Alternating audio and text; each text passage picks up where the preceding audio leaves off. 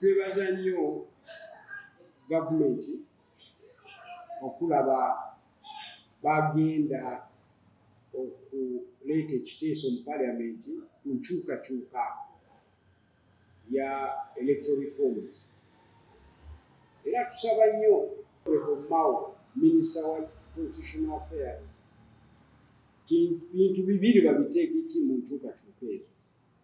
One, tugoberere ekiri Bulaaya, kubanga democracy gye tugoberera wano era enkola y'e Bulaaya.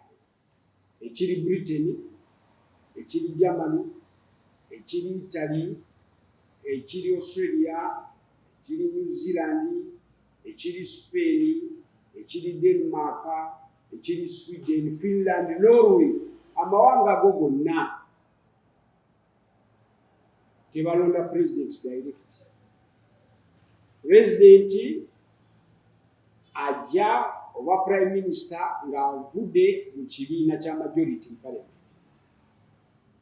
Ne South Africa bakikola, ne Ethiopia majority party yekola ki yereeta president oba prime minister, executive prime minister. Kati naffe tusaba kibeere mu Uganda.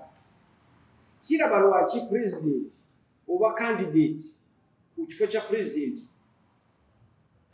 atambule district zonna ng'asaba akalulu.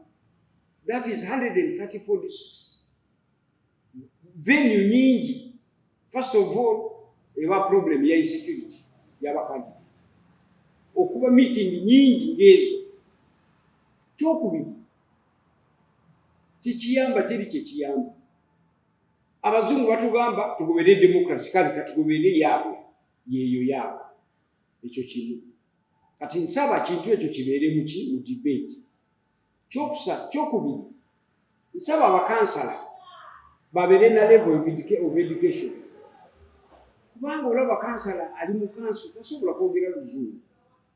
Ekyo nakyo kireeta quality y'abakansala ne debate kuba wansi. Abaana tubagamba basome ate tetubawa chance gy'emirimu. Egyo mirimu gyandibadde emirimu gy'abaana baffe abaasoma.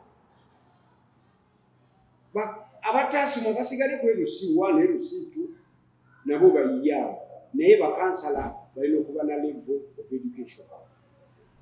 Oba S4 oba S6 nakyo kibeeremu. Bwe batereeza bintu ebyo bibiri tujja kuba mu Uganda